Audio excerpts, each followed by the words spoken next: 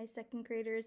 Today we're going to read chapter 9 in My Father's Dragon called My Father Makes a Bridge. My father walked back and forth along the bank, trying to think of some way to cross the river. He found a high flagpole with a rope going over to the other side. The rope went through the loop at the top of the pole and then down the pole around to the large crank. A sign in the crank said, "To summon dragon, yank the crank, report disorderly conduct to gorilla."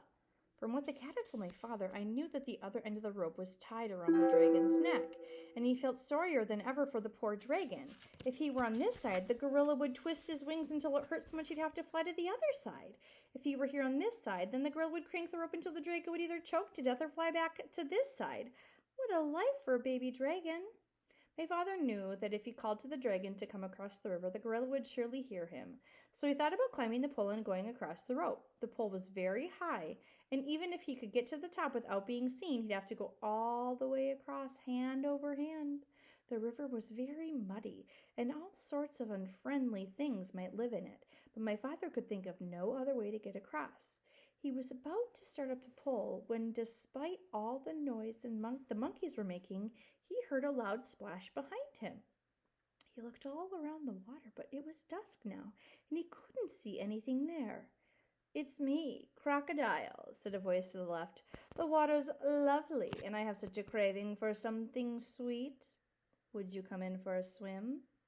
A pale moon came out from behind the clouds, and my father could see where the voice was coming from. The crocodile's head was just peeping out of the water. "Oh, no, thank you," said my father. "I never swim after sundown, but I do have something sweet to offer you. Perhaps you'd like a lollipop. And perhaps you have friends that would like lollipops too?" "Lollipops!" said the crocodile. "Why, is that a treat? How about it, boys?" A whole chorus of voices shouted, "Hurrah, lollipops!" And my father counted as many as 17 crocodiles with their heads just peeping out of the water. "That's fine," said my father as he got out the 24 pink lollipops and rubber bands. "I'll just stick one here in the bank. Lollipops last longer if you keep them out of the water, you know. Now one of you can have this one." The crocodile, who had spoken first, swam up, tasted it.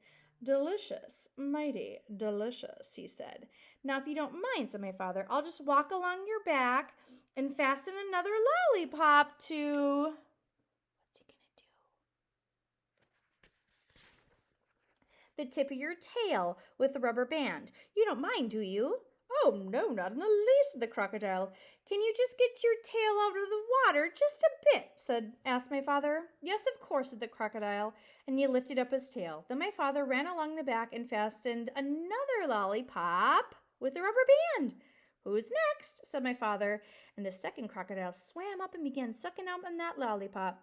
"Now, you gentlemen can save a lot of time if you just line up across the river," said my father, "and I'll be along to give you each a lollipop." So the crocodiles just lined up right across the river with their tails in the air, waiting for my father to fasten on the rest of the lollipops. The tail of the 17th crocodile just reached the other bank.